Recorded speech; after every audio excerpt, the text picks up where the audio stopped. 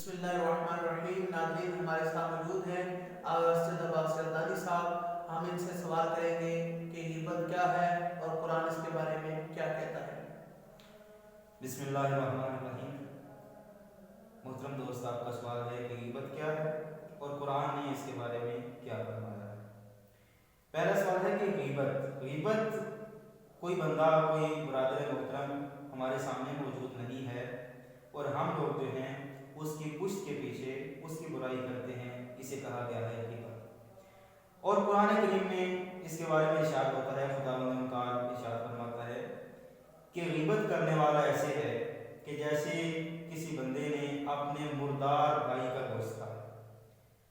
تو میرے خیال میں کوئی بھی بندہ ایسا نہیں ہے کہ جو اپنے بھائی کا گوشت کھانا پسند کرے گا. تو ہم سب کو غیبت سے اجتناب کرنا چاہیے، کیونکہ یہ گناہان کبیرہ میں سے ایک گناہ ہے. تو دعا کرتے ہیں کہ خالق کائنات ہم سب کو غیبت سے پرہیز کرنے کی توفیق عنایت فرمائے. ناظرین، قبلہ صاحب